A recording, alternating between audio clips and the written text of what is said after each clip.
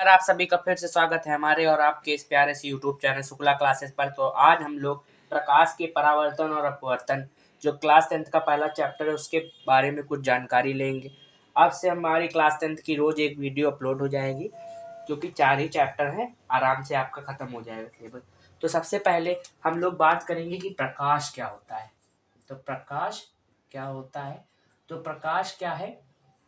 प्रकाश एक प्रकार की ऊर्जा है जिसके द्वारा हम वस्तुओं को क्या करते हैं, देखते हैं। तो इसको लिख लीजिए आप लोग, मैं बोले दे रहा हूँ कि प्रकाश क्या है, एक प्रकार की ऊर्जा है जिसके द्वारा हम वस्तुओं को देख सकते हैं। अगर लाइट नहीं होगी तो आप वस्तुओं को देख नहीं सकते हैं। तो प्रकाश क्या है, प्रकाश एक ऊर्जा है। क्या है, ऊर्जा है। और प्रकाश एक ऐसी ऊर्जा है जिसके द्वारा हम वस्तुओं को देख सकते हैं। तो इस ऊर्जा को हम क्या कहते हैं, प्रकाश कहते हैं।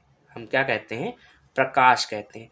अब देखो, प्रकाश के कुछ गुण हैं, प्रकाश के कुछ गुण हैं, तो उन गुणों को भी देख लिया जाता है। तो सबसे पहला जो प्रकाश का गुण है, तो सबसे पहला गुण है प्रकाश सदैव सीधी रेखा में चलता है।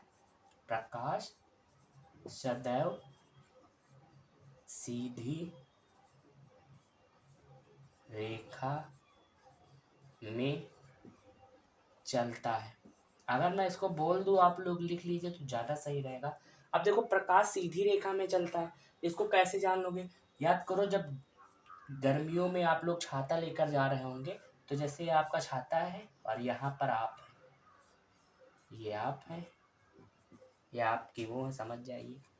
तो जब इस पर लाइट पड़ती थी तो आपको लाइट से ये छाता बचा लेता था। अब अगर प्रकाश जो है सीधी रेखा में ना चलता, तो जो ये लाइट है ये यहाँ से भी तो आ सकती थी। तो इसका मतलब क्या है, प्रकाश सदैव सीधी रेखा में चलता है।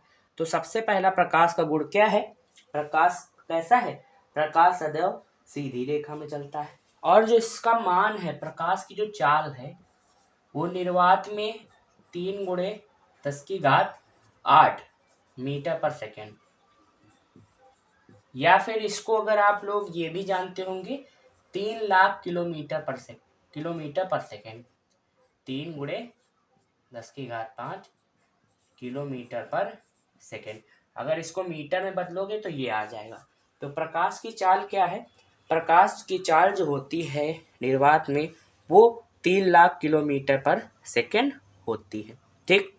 अब देखो, एक चीज और जान लो, प्रकाश एक प्रकार की इलेक्ट्रोमैग्नेटिक वेव है, मतलब वैद्युत चुंबकीय तरंग है। ये आपको प्रकाश के आगे वाले जब 12th में पहुंचेंगे तब पता चलेगा कि ये क्या है, वैद्युत चुंबकीय तरंग।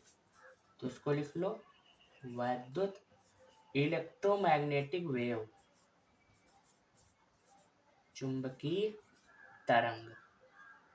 क्या है ये, वैद्युत चुंबकीय तरंग। तो प्रकाश के बारे में ये इतनी जानकारी आप लोगों को दे दी गई है कि जो प्रकाश है सदैव सीधी रेखा में चलता है, और इसकी जो चाल है वो 3 लाख किलोमीटर पर सेकेंड होती है, और ये है वैद्युत चुंबकीय तरंग। अब देखो, जो इसमें मेन टॉपिक है प्रकाश का परावर्तन और अपवर्तन।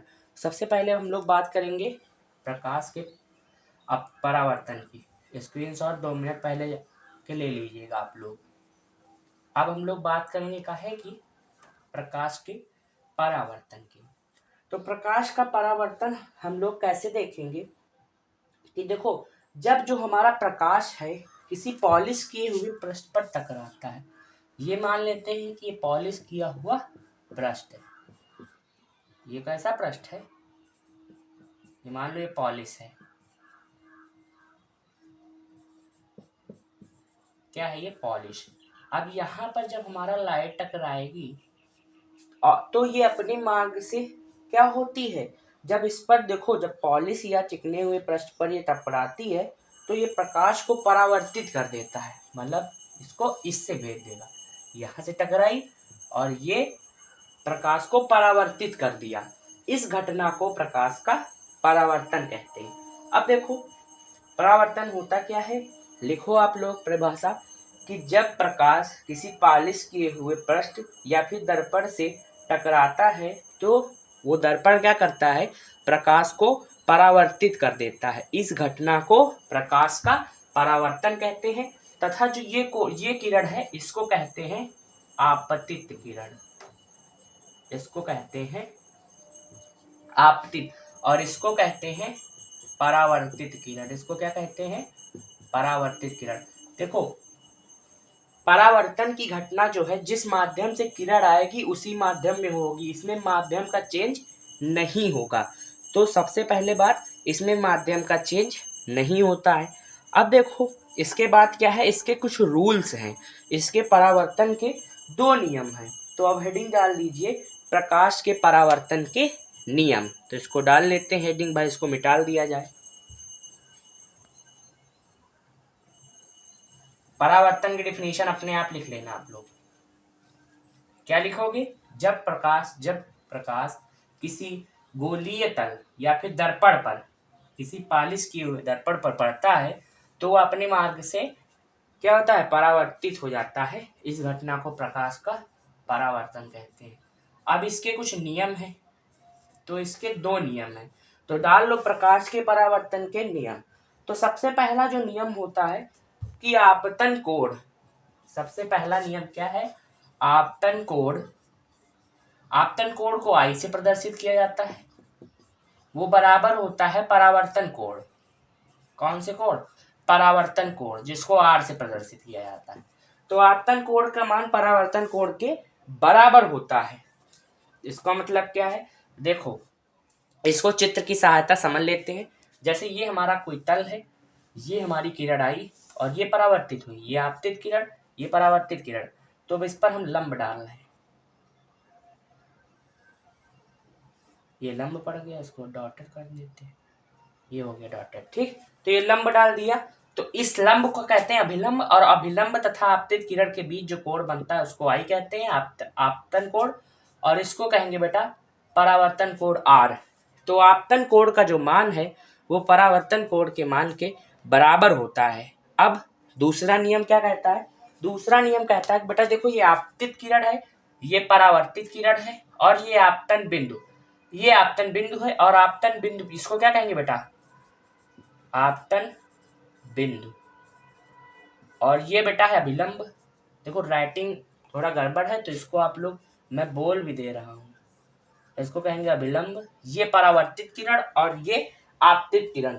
तो हमारा आपतित किरण और परावर्तित किरण तथा आपतन बिंदु पर खींचा गया अभिलंब तीनों एक ही तल पर होते हैं। क्या बात कही है मैंने? तो कहा यह है कि आपतित किरण, परावर्तित, ये आपतित ये परावर्तित, और आपतन बिंदु पर खींचा हुआ अभिलंब तीनों एक ही तल पर होते हैं।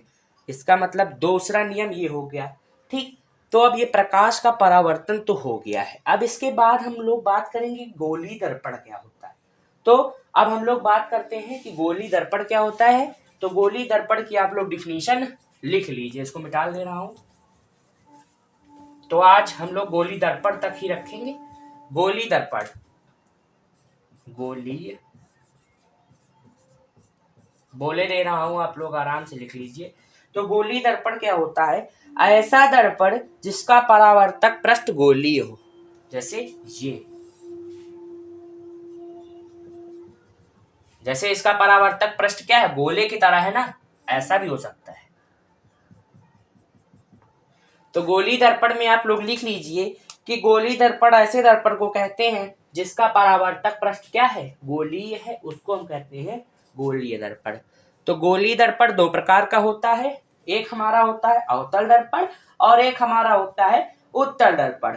अवतल दर्पण क्या होता है? जिसका जो परावर्तक पृष्ठ है वो बाहरी वाला हो, उभरा वाला। जिसका जो परावर्तक पृष्ठ है उभरा वाला है। नहीं समझ में आई बात? देखो, गलत बोल गया हूं। परावर्तक पृष्ठ जो है अंदर वाला है तथा उभरे हुए भाग पर क्या है? पॉलिश की गई है। तो देखो, अवतल दर्पण एक ऐसा दर्पण होता है, फिर से सुनिए, जिसका जो, देखो एक प्रकार से ये उभरा हुआ भाग है, तो ये जो उभरा हुआ भाग है ये पॉलिश किया हो, और जो दबा हुआ भाग है जो परावर्तक पृष्ठ हो। और उत्तल दर्पण, तो इसको लिख लो अवतल। तो ये हमारा हो जाएगा उत्तल।